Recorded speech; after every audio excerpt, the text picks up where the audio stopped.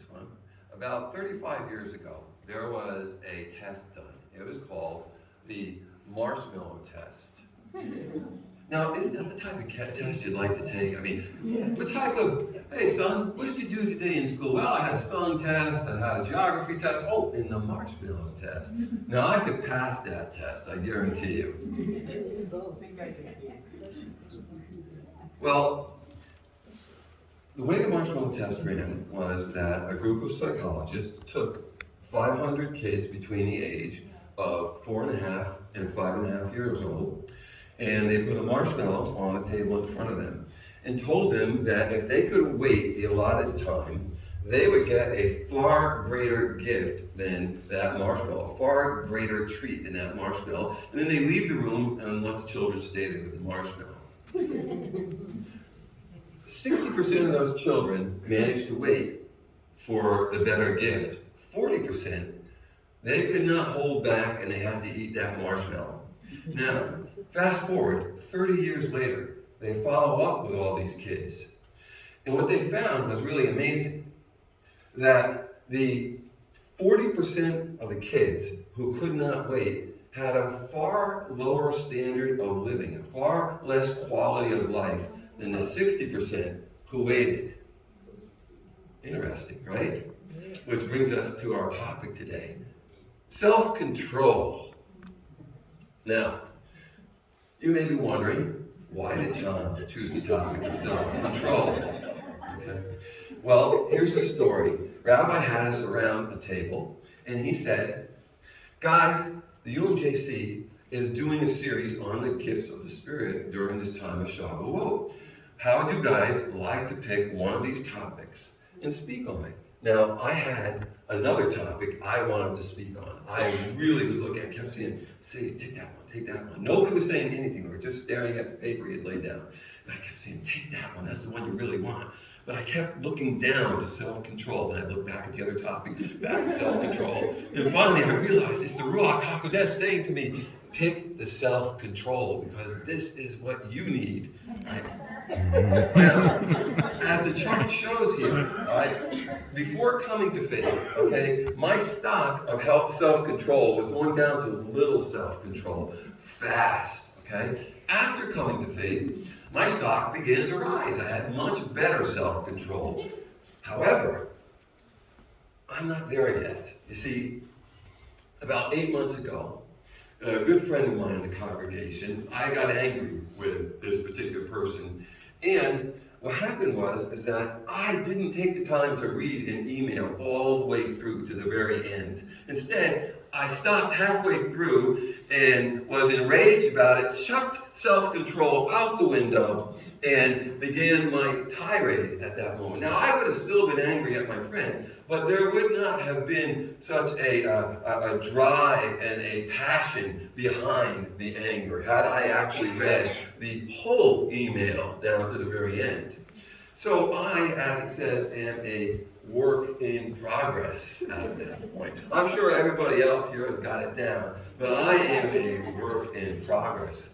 Which brings us to self-control itself. Now, in the portion that we've been using, the portion of Galatians, enkratia is the word there. It's 4 times, and it's actually defined really great here for us. It says, the virtue of one who masters his or her desires and passions, and 2, restraint, exercise over one's own impulses or emotions. It really encapsulates everything that self-control is. All right? But I thought that maybe we would use another portion, because I think it adds a little bit more to self-control. All right? That is 2 Timothy 1, 7, and 8. And the word there for self-control is sophronimos. Now, it sounds kind of like a dance, I know. My darling, let us dance to sophronimos. But it's really not. It actually is only used once in the Bible, and it has a wonderful, wonderful meaning for us here. It actually has a calling to soundness of mind, to moderation, and self-control. And what we're going to find out here today is that self-control is not only one of the fruits of the Spirit. I believe it is actually the hub of all of it. Now, make my point as I go along here.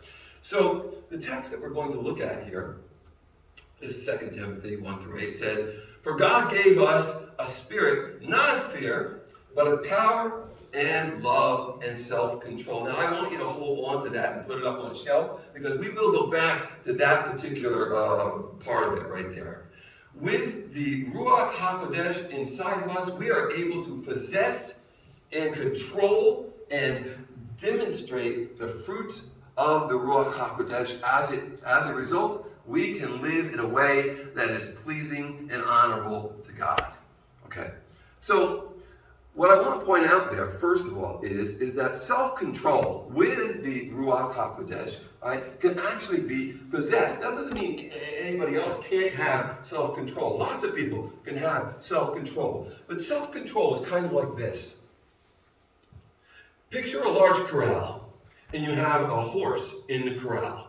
All right? And that horse represents self-control. Well, you may go to the fence, and you may call the horse, and the horse may come to you. All right? Or it may not. It may wander off across the corral.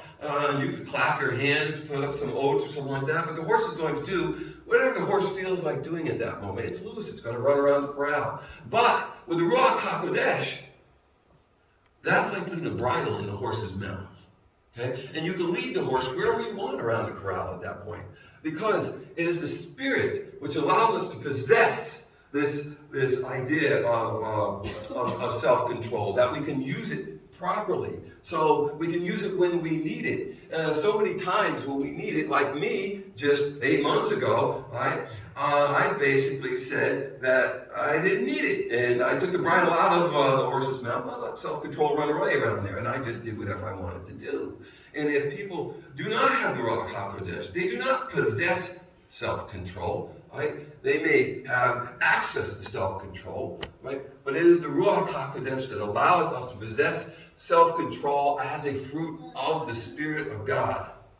Now, having said that right there, right, there is something that is the enemy of self-control. It's the kryptonite, you might say, self-control. Right? Yeah. Right? There is pride and fear. Pride leads to promotion of self. Fear leads to protecting of self. When someone comes at us with an accusation of some type, pride or fear usually come into play. When somebody makes an accusation to us, what happens is not only does the horse not have a bridle in his mouth, we basically kick the gate open and let the horse run free out into the wilderness. That's what ends up happening when pride and fear end up taking over. Someone comes at us, we then get our pride up, and we then have to defend ourselves and tell that person why they're wrong, and we tell them to the nth degree, to a point where we become offensive at that point, because there is no self-control within this. And if it becomes a question of fear, we're afraid that the people are right if they're saying these things about us. And we're going to make a defense so that they cannot be shown that they are right, and we can protect ourselves with our fear. Rather than letting truth rule the day, instead, ego wins the day. And pride and fear become the enemy of self-control. Every time we lose self-control, you can look back to pride and fear as being the thing that has done away with it in our lives. Now, that being the case, I told you we would go back to 1 Timothy, 1 Timothy there, 2 Timothy. I said we needed to look at that first sentence. For God gave us a spirit, not of fear, but of power, love, and self-control. So, if God wasn't the one who gave us the spirit of fear, then where does the fear come from?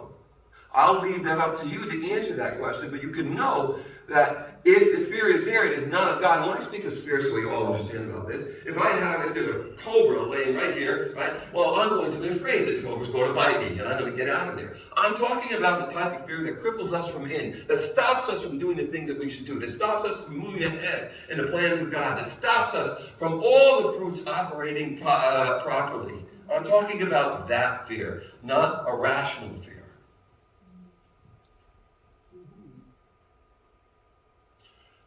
For those of you who are not convinced yet that self-control is really all that important, I want to give you the best reason, right, to exercise self-control.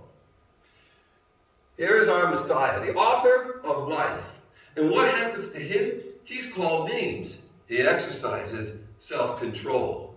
The one who can call down fire from the sky exercises self-control. The one who by his own word says he can snap his fingers and bring a legion of angels right there. He exercises self-control. In the key moments of his ministry, he exercises self-control because he has a plan that God has laid out for him. And he's going to carry out that plan, execute that plan as best he possibly can. In fact, he executes it perfectly.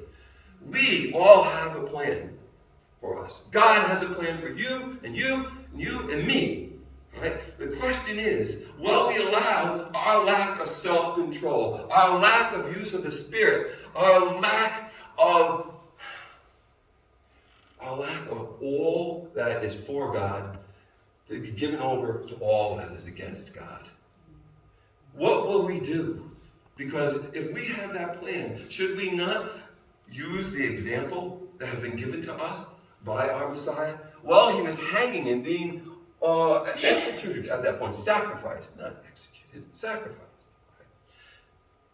Self-control wins the day. Why? Because he trusts that his Father is going to see him through to the very end.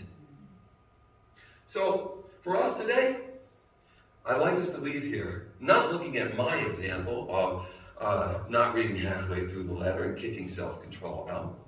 I'd like to end this by urging all of us to exercise our self-control, to yield to the Spirit, and not allow the things that come against us to overcome us, because we have something greater than us that is in the world. Amen.